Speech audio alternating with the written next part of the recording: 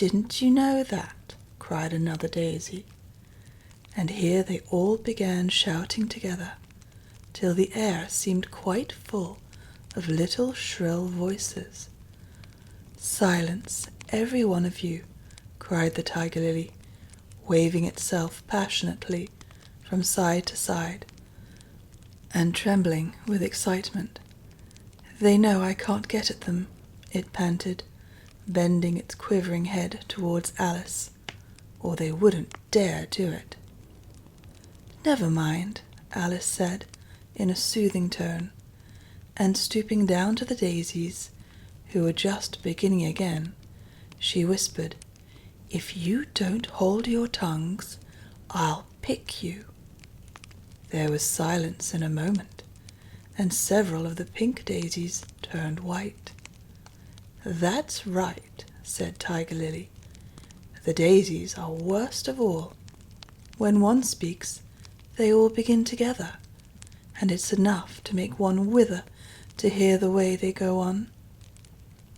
"How is it you can all talk so nicely?"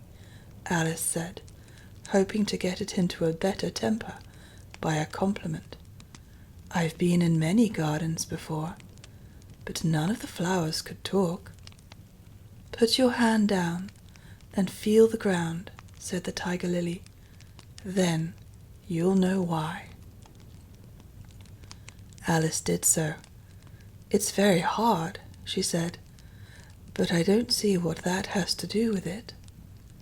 "In most gardens," the tiger lily said, "they make the beds too soft, so that the flowers are always asleep."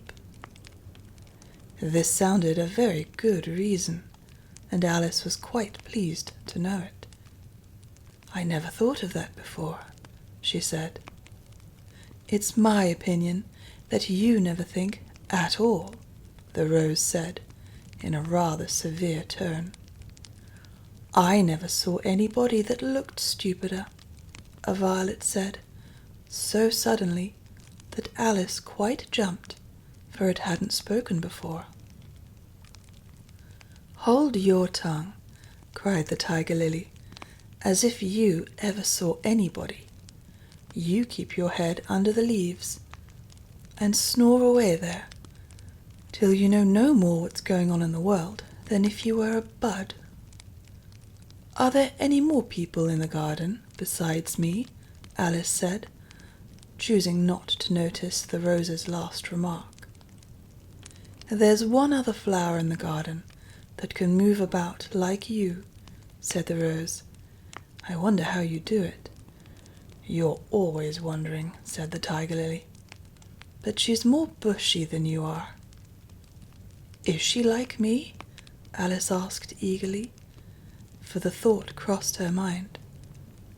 "There's another little girl in the garden somewhere." "Well, she has the same awkward shape as you," the rose said, "but she's redder, and her petals are shorter, I think."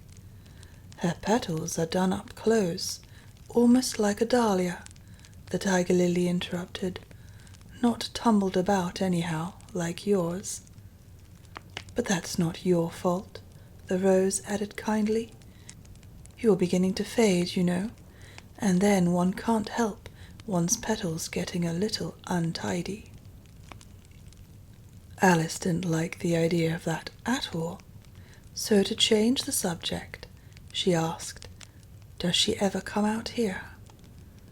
"I dare say you'll see her soon," said the rose. "She's one of the thorny kind." "Where does she wear the thorns?" Alice asked, with some curiosity.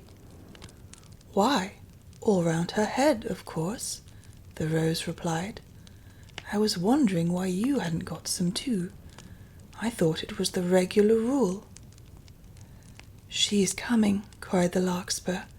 "I hear her footstep, thump, thump, thump, along the gravel walk." Alice looked round eagerly and found that it was the Red Queen. "She's grown a good deal," was her first remark. She had indeed. When Alice first found her in the ashes, she had been only 3 inches high, and here she was, half a head taller than Alice herself. "It's the fresh air that does it," said the rose.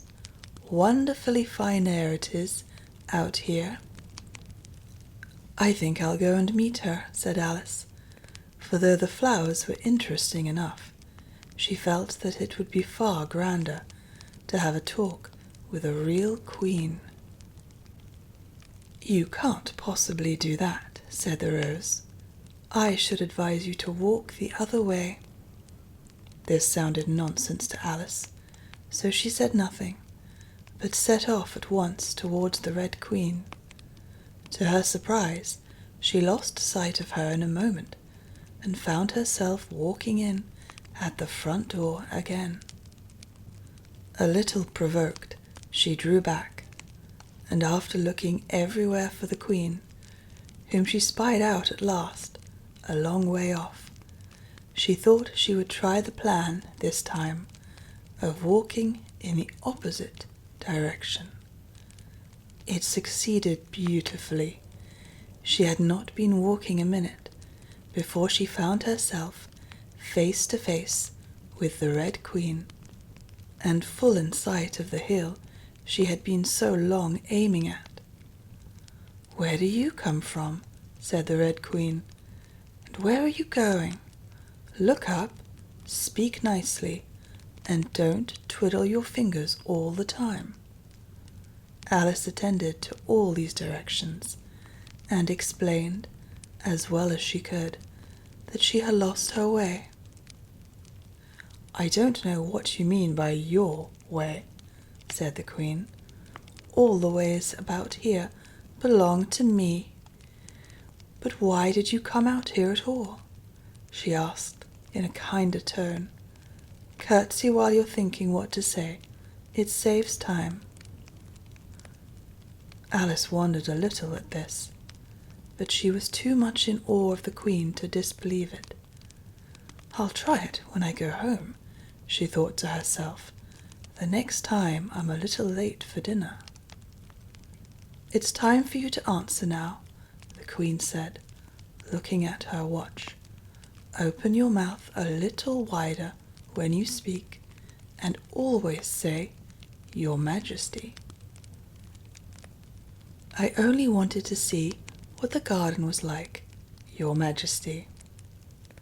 "That's right," said the Queen, patting her on the head, which Alice didn't like at all. "Though when you say garden, I've seen gardens, compared with which this would be a wilderness."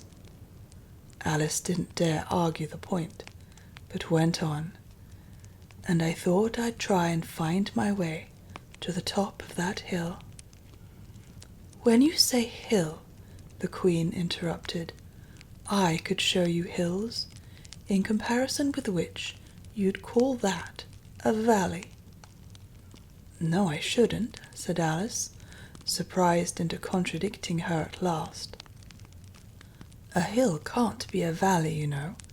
That would be nonsense." The Red Queen shook her head. "You may call it nonsense if you like," she said, "but I've heard nonsense, compared with which that would be as sensible as a dictionary." Alice curtsied again, as she was afraid from the Queen's tone that she was a little offended. And they walked on in silence till they got to the top of the little hill. For some minutes Alice stood without speaking, looking out in all directions over the country, and a most curious country it was.